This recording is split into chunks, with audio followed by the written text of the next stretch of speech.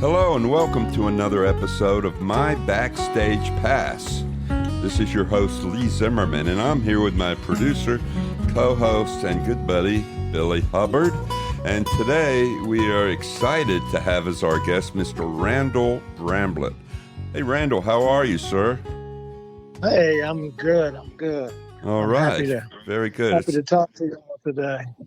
Well, we're happy to speak to you, and I just got to say at the outset, what an amazing career you've had, all the people that you've worked with, and of course, the work that you've done on your own, your solo career. So my first question is, how do you decide what you want to do? You must have a lot of people phoning you up and saying, hey, Randall, can you do this? Can you do that? While still maintaining your own sort of direction here. How do you make those choices? Well, I mean, first of all, I don't have that many people calling me, but you know, every once in a while, somebody call me for, like Mark Cohn and I've been doing things together the last few years. But he works. He doesn't work all the time, so yeah. And he'll just do long weekends, which is great with me. I like that. So, as long as when I was with Winwood, it was like 3 months at a time at least, so yeah.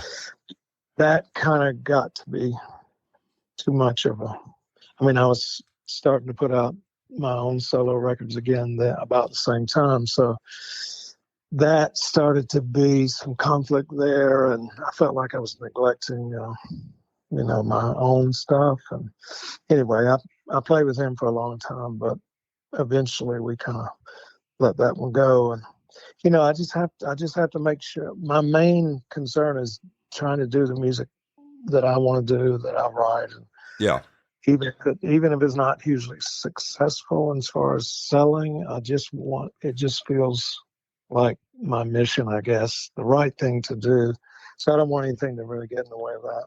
Yeah, no, understood. I mean, but it's not only the touring with these bands. You've done a lot of session work with a number of artists and bands as well, do you not? I mean, I have, but I live in Athens, Georgia, so yeah, there's not a lot of session stuff to do here, really. No, okay. I mean, the session work in general has kind of fallen off. So, okay. Unless you're in Nashville or something, and you're a session player up there, there's not tons of session work for me to do.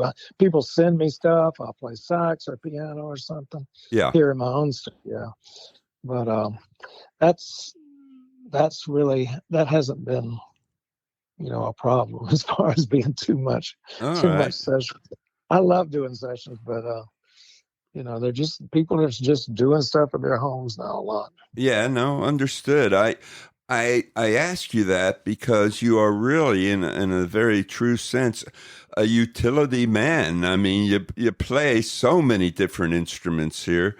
One would think that they'd call you up and say, Randall, we got this whole arrangement worked out. Can you do everything?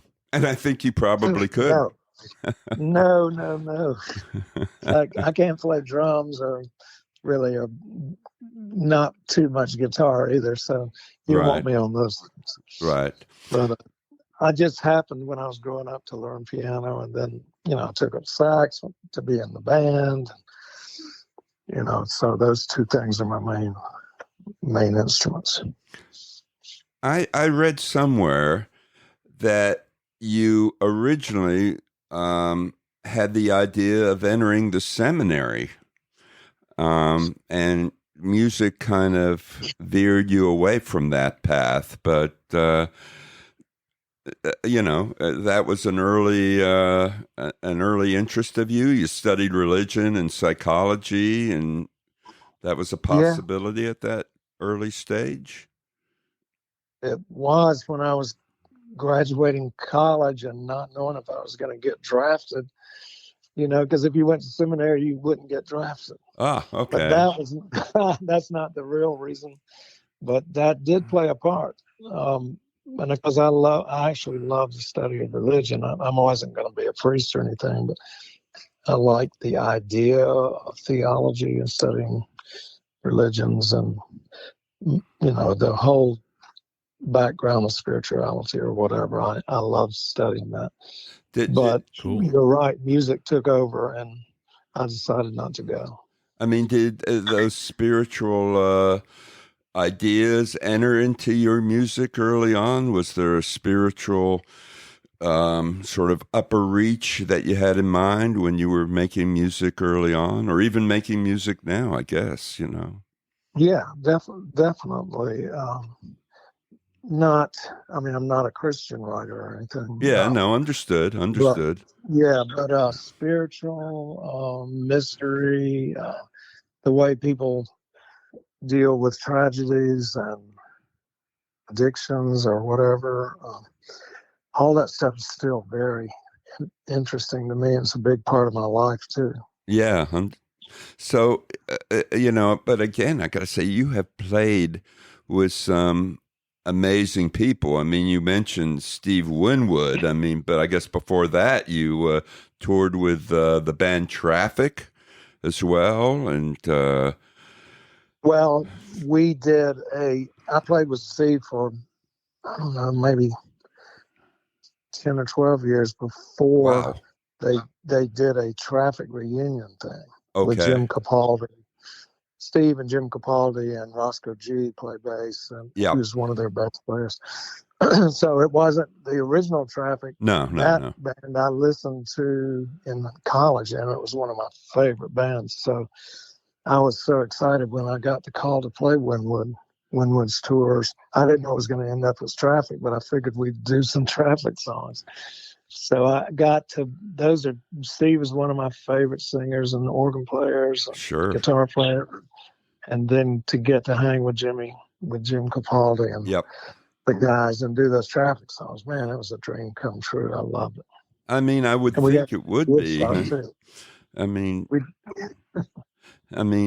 but is it at all? And I mean, obviously, Traffic isn't the only band that you've been part of, but when you enter into an ensemble like that has a history, and you're coming in, is it intimidating at all that you're filling a role in a band that has such a storied history? I mean, is it? Yeah.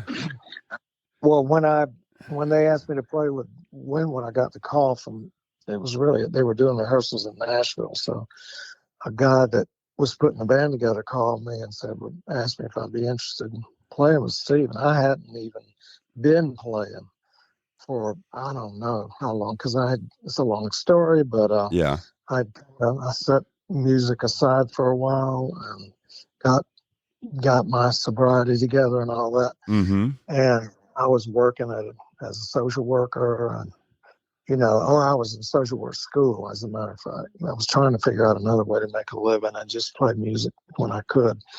Anyway, I got that call, and I was like, yeah, I'll do it. I love it. But then I had to practice like crazy to try to catch up to these people, because it was all these great road guys like Michael Rhodes and who played drums, I forget, Russ Kunkel, and all these fantastic players. I was way behind, and I was paranoid, but I just practiced. I didn't even own a tenor sax at the time. I just had to go get one. And anyway, that was intimidating as hell for me. But I caught up, and they kept asking me back. I was shocked each time. But playing with Traffic, I wasn't intimidated. I was just excited about that. Yeah. Cool. Because by that time, I kind of caught up. Experience you had in the studio. Well, I mean, I've not had a whole lot of experience, but when I was in there a couple of years ago, I didn't find it very fun, because I was having to focus too much. But I guess the more you do it, you really, I guess it just becomes like playing live. But to me, it seemed like too much like work. Some people are really good at that, and others are not. I'm not, I don't know if I'm real good at it, but it does take that kind of focus, doesn't it? Yeah. To do studio. Yeah. You got to have great timing, great ideas, all that stuff. And I wonder how long does it take to you to where just playing with these legends feels normal? To me, that would take, I don't know if I'd ever get used to that. Yeah. Yeah. Lots of legends. Yeah. It takes a while. It took a while for me. I mean, I had just been out of it for so long that I was truly inadequate. It wasn't just feeling inadequate. I was actually inadequate. I had to catch up and practice every day. After rehearsals, I'd be practicing, so finally I felt okay. Yeah, I would think that at this point, Mr. Bramblett, you do not feel inadequate. And if you do, let me reassure you, you have no reason to feel inadequate. Yeah. Affirmation for you, sir. Really. Affirmation. Thank you. I'll keep that in mind. Thank you. Please do. Please do. I feel pretty good these days. Good. I really feel good doing my songs. And, I love playing with Mark, too. Mark Cohn. It's just been a beautiful thing. Blind Boys of Alabama played with us for a while. That was Nice. so inspiring. Beautiful. Nice. I get to play Hammond on that gig, so it's so much fun. I noticed in your resume that you spent a little time with Deep Purple and specifically bass player Roger Glover. Yeah. I would, it seems a bit of an unlikely combination based on the fact that they're over there in Britain and they've gone one way and you're here in the States. I mean, how does something like that come about? It's one of those weird things. The Rogers bass tech was Scoots Linden from Macon, Georgia, who was a big fan of mine. Oh, okay. And he said, "You got to listen to this guy, Roger," because Roger I guess he was planning on doing some solo stuff already. Yeah. So Scoots got him to listen to some of my stuff, and he said, "Yeah, let's do something. Let me get him in there, and he can help me write. He can sing." Because Roger's not the greatest singer, but he wanted me to sing his songs and help finish some things, So that's what we did. I went up to Connecticut, where he had a house, and all right. we did a couple of records up there. Gotcha. He's a sweet, great guy. Gotcha. One of your major bands, I guess your band, Sea Level, seems to be a primary influence in your career. What's the status of Sea Level at this point in time? Is that still? Oh, we've been retired for a long time. We're not going to try to bring that back. Okay. We never. Chuck really started that band. Chuck Lavelle and yeah, he and he and Lamar and J-Mo and Jimmy Knowles kind of did the jazzier side of the Allman Brothers. They were just messing around, and then they started, let's do a record. So they did their first record, and then Chuck asked me to come in again to sing and write, Mm-hmm. Same as Roger. So I brought Davis Causey with me, and we made a big group, and we had a good run for a while. Then we kind of ran out of steam and too much influenced by chemicals and stuff like that. At least I can speak. Chemicals. All right. Yeah, those good old chemicals. And, the record company folded. I mean, we just fizzled out. Yeah. That's when I kind of quit playing. I did one more tour with Levon Helm, 2 tours in the early 80s, and then I just quit for a while. Tried to get myself together, living in New Orleans. And I got myself together, and that's started a whole new part of my life. Excellent. But I love it. It was fun, really fun. We did some really good playing together. I love the guys. And you also played, of course, with his bandmate Robbie Robertson on the Carney soundtrack as well. That's yeah, that was fun. Yeah, pretty impressive. Pretty get to impressive. Meet Robbie. I didn't get to really play. Well, maybe played one thing at a studio in Savannah. But just to get to meet him and talk with him some, he's one of my idols too. Him and Levon both. Wow. Well, now you have your solo activity, and you have a new single, which I guess is the prelude to a forthcoming album in September. Um, Yeah. what can you tell us about that particular project? The last record we made was Pine Needle Fire, which was in 2020. So Yeah, it's been a while. I usually don't wait that long, but COVID kind of messed everything up. yeah, It took me a while to gather the songs for this one. And um, anyway, I decided I wanted to use Tom Bukovac in Nashville, mm-hmm. and he's played on a couple of my records before that too. And Michael Rhodes, great bass player who passed away not too long ago, I said, who's the coolest guitar player? And I don't want a straight ahead Nashville guy. I want somebody that can, think out of the box and be creative. He said, Tom Bukovac. So I went up and met Tom, and we made the Bright Spots, most of it up there. And then I think he played on Devil Music maybe. But anyway, this one, I wanted him to be involved with this one. That was my first thought. Let's go to Nashville and let Tom kind of guide these sessions. I had enough songs at the time that I liked. So we went up. I wanted to cut half of it up there. And I've done this before where I bring it back home and my band gets to play on the rest of it because I love the way they play too. Mm-hmm. But I wanted to capture Tom and let him also, suggest arrangement changes and things like that, which he did. And he played beautifully. It's just inspiring. He chose Steve Mackey to play bass, and it was we did that work I think in 3 or 4 days. Great. So beautiful stuff. I love his playing. Great. And his idea. Well, tell us about this initial single here. An unusual name here, Throw My Cane Away. That can be dangerous, Mr. Bramblett. You have to be pretty sure of yourself when you throw your cane away. This is a joyous statement. This is a true story. I swear my favorite songs are true stories. Okay, all right. We had a group. I can't really.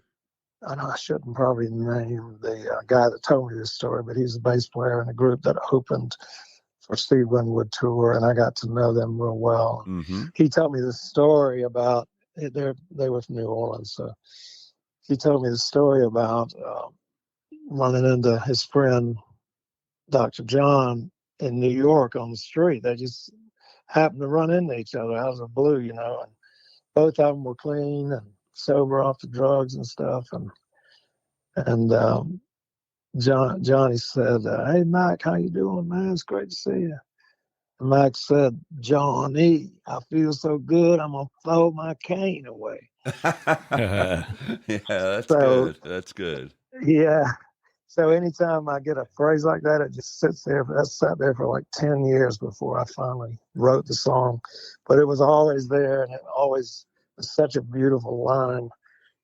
Yeah. He also, Dr. John, we were playing somewhere and we were talking outside the hotel, and one of my guys had come down in the elevator with him, and he said, "Hey, I saw your boy in the elevator." Ever since then, that line made it in the song too. So I just love him. I love Dr. John. Yeah. And anyway, this song is about them meeting, and then Johnny turns out to be a ghost because he has actually gone out and overdosed and died. So wow, it's a story, and it's to me a beautiful and sad and joyous and funky story. Wow. I met Dr. John during his Night Tripper period. And oh, yeah. Yeah, it's like, I'm Dr. John, the Night Tripper. I don't know if my impression is as good as yours there, It's Randall. pretty good. It's pretty good. Yeah. It's an interesting encounter. Yeah. So he was such a great talent, such a great character. he just invented that character by, Yeah. Dr. John character. But he was also funny and sweet, and it was beautiful. Yeah. Well, we're going to play some of the song here. We'll play part of it here so folks can get a taste of it, and then we'll come right back to you. Okay? Okay. All right, here we go.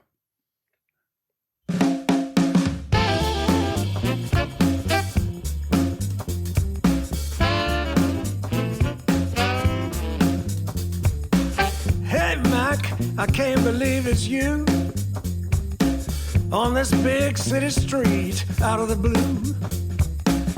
Last time I saw you, we were both going down slow. Hey, Johnny, it's good to see you too. It's been a hard road, but if you want to know the truth, I feel so good I'm gonna throw my cane away. Yeah, throw my cane, throw my cane away, throw my cane away, throw my cane away. Feel so good, feel so good I'm gonna throw my cane away, throw my cane away. Saw your boy in the elevator. Looked like he slept in his clothes. Johnny, ain't you glad we don't live like that no more? I remember we were always running rough. You know things are better without all that stuff. I feel so good I'm gonna throw my cane away. Yeah.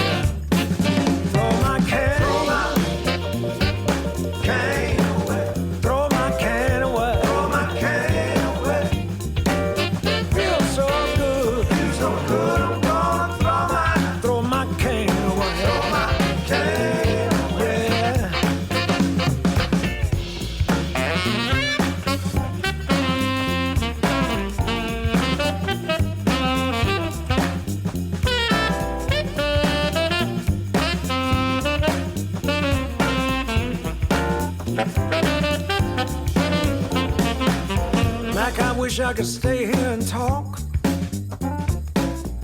but you know I'm just a ghost. You find out it's a sweet old world after you're gone. Johnny, I figured I was talking to a ghost, 'cause I heard you went back out and you overdosed. I hope someday you get to throw that cane away. Yeah. Throw your cane away. Throw that cane away. Throw your cane away. Hope you feel so good, so good you're gonna throw that cane away. Wow. Well, you know what? I think the good doctor would be proud. I really do.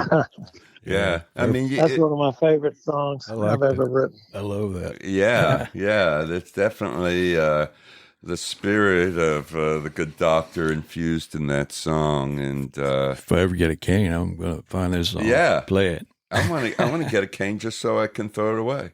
Yeah, Billy, you're going to get a cane. Billy, if you get a cane and you want to throw it away, just don't throw it at me. Just don't. We could have a dueling cane. I don't know. Yeah. Dueling cane. Yeah, we could have some fun. Yeah, throw them both away. Yeah. So the album from which that is taken, does it maintain sort of that same flavor, that funky, jazzy, soulful sound? I mean, is that that's characteristic of no. it? No. Okay. No, it's not. Okay. It's, that is there's a thread that runs through it, but that's the funkiest song for sure on the record. Okay. But there's horns and there's horns on several songs, but it's not the same funkiness. That just happened to work out for that song. Okay. Because one of my problems, I guess, is that I love a lot of different styles, and I write in a lot of different styles. Yeah, that's a good thing, I think. Yeah. Yeah, if it's not too jarring, sometimes it's hard for me to put the songs together and make them flow. But I did find the right combination on this record for 8 songs. So that's the meat of the record. Then there's 3 bonus tracks that just would not play with the other songs. So they're good songs, but they wouldn't fit in anywhere. So we put them as bonus tracks. Gotcha. But the eight songs love each other, and they're perfect for an LP too. So, gotcha. But there's several different styles. There's I don't even know what you call some of the styles, but they're a little bit different. They're not strictly funky. Yeah, no, that's good. A lot of times artists try to confine themselves to one particular style, and maybe they get in a rut, and people have expectations. But I think it's a special artist that can be certainly more ambitious and show different sides, so to speak. And I think that's been a hallmark of your career from the very beginning. It's admirable, it really is. So it has been, and I just have a lot of different types of music that I love, and I grew up playing just copying soul bands. That's all we wanted to do. Copy David Ruffin and the Four Tops and Jerry Butler, people like that. That's what we wanted to do, and we kept doing it. Really, I'm still doing it. But in the meantime, there was the folk thing that I really loved too, and then some jazz too, and modern rock and stuff. So there's all kinds of stuff that I loved that got mixed up together. Yeah, gospel. Yeah. Is there anyone these days in particular that you're listening to that's had an impact on you? Contemporary artists that might be of interest, so to speak. Well, Kendrick Lamar really affected me. Okay. I've got this list of people like the new Peter Gabriel record that I'm supposed to listen to. I can't wait to hear that. I know I love his work. And, Lucinda's always tears me up. Lucinda Williams. We interviewed her a couple of weeks ago, actually. Lucinda. Yeah. I listened to a little bit of that this afternoon, as a matter of fact. I just think she is one of the greats. And Bonnie Raitt. Sure. That but I am not great with listening to new music. I have to kind of make myself, but then I usually like it. But I don't know what the hesitancy is, but I know a lot of it I end up not liking. I was like, I don't have time for this. But I need to make myself listen more. Yeah. My buddy Billy here put out an album last year, a terrific album recorded in Nashville with some really highly respected musicians. Charlie McCoy comes to mind. Sean Camp. Yeah. So mandolin. Maybe you need to listen to Billy's record here. Yes. Yeah, there you go. I will. I'm not a professional. I'm just professional having fun, but I don't know. You're a professional, Billy. Certainly, as far as our podcast is concerned, you're very professional. Oh, yeah, sorry, I forgot about that. Yeah, no, don't forget. More so than me. You keep me in line, actually. I think it's great. So, you told us about where the Throwaway McCain inspiration came from, but in general, can you give us an idea of where you find your muse and kind of how you craft songs? I mean, do you sit down and say, okay, I'm going to write a song now? Or do the ideas come to you? I don't know. Nobody seems to, I ask people that, and nobody seems to just sit down to write songs anymore. But I'm curious. Don't they do that in Nashville, though? Yeah, that's true. They do that in Nashville and the old Brill building in New York that was specific. Yeah. But for you, how can you give us an idea, a little insight into your songwriting process? Yeah, it's changed over the years. When I got two phases of my career. In the first phase, I was just running wild, and we had a record coming up. We got to write 12, 15 songs. Let's do it overnight. Let's just stay awake and write but of course I had to stop doing that.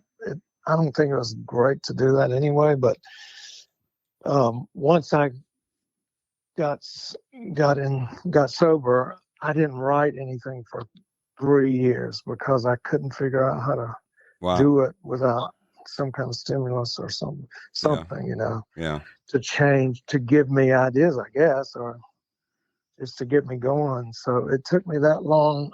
I just watered plants in New Orleans in these big buildings. That's what my job was for 3 years. We need you now, by the way. This drought is killing my yard. Randall, if you have any time, I could use your expertise on my garden. I'll be right up after I get my yard. I just got the water. Okay, that's a deal. But anyway, so I started slowly learning how to write without influence, outside chemicals, and I wrote some nice songs, and I just started doing it slowly and I grab ideas.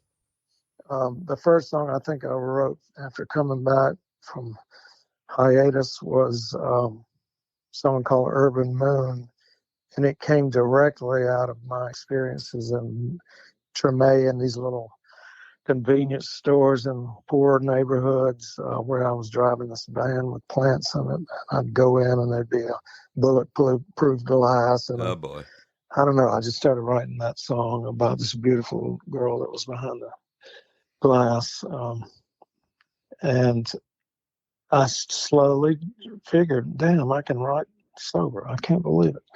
So the way I do it these days is the same. I just grab ideas when I hear. Sometimes I'll hear a phrase like that, "throw my cane away" phrase, and it just leads into a whole feeling, and then a bunch of words, and then the music.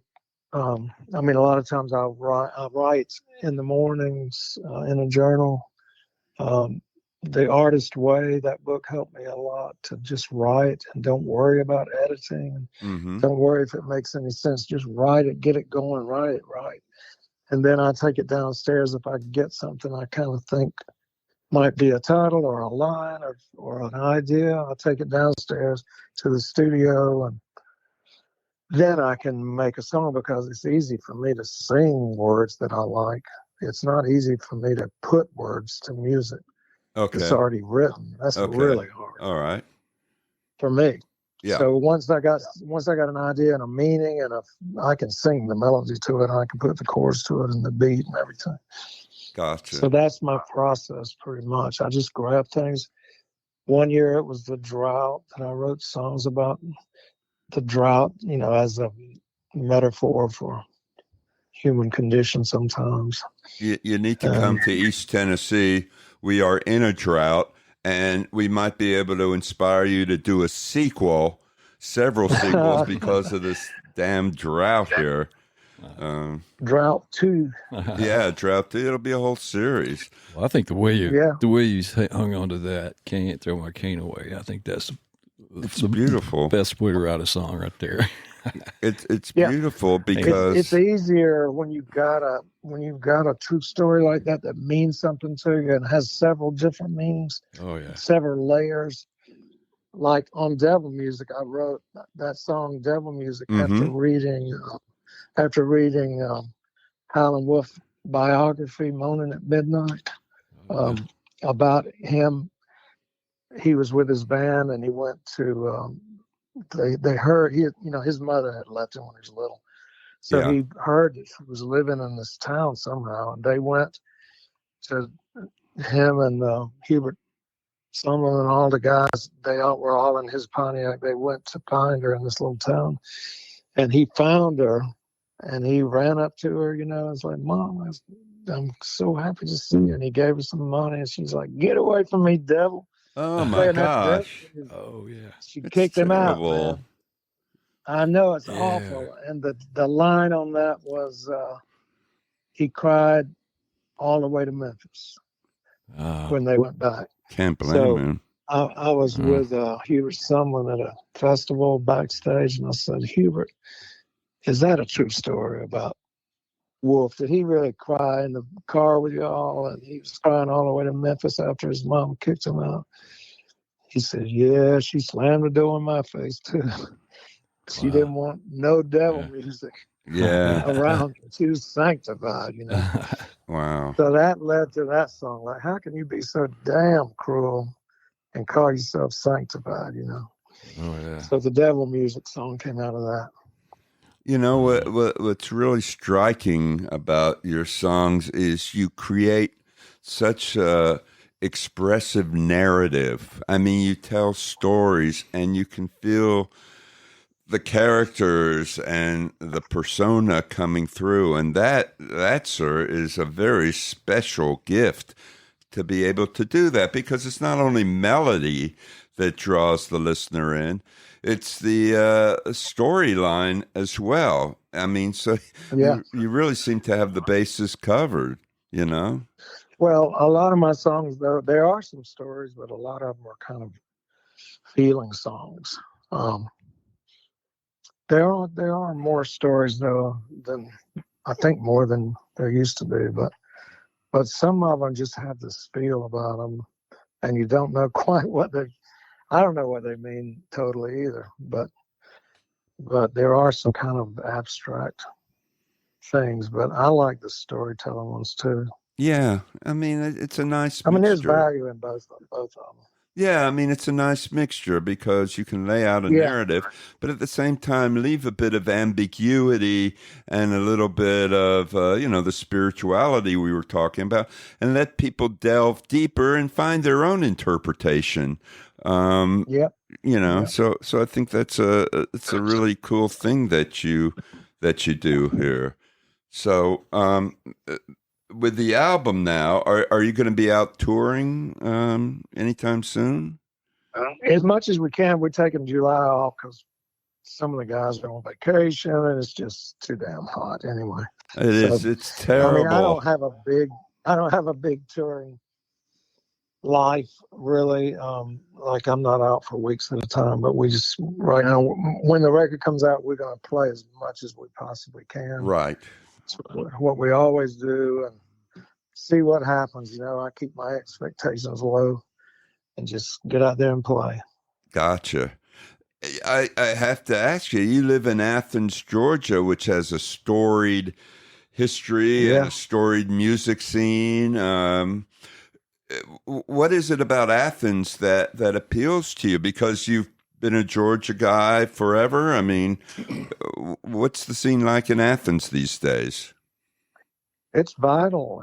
It's always been vital. When I moved here, it was 1970, and people were I moved here because I wanted to write music and play my own stuff and maybe make a record one day and that kind of thing. And, people were starting to do that in Athens at about that time. There were several bands that were doing their own stuff. So we did our own thing, and I ended up doing a record or two records in the 70s. So solo records. And then, then I joined Sea Level, and that's when the whole other big phase of Athens, B-52s and REM, all these things started happening, and I wasn't really a part of all of that. So, right. But that went on for a decade or two.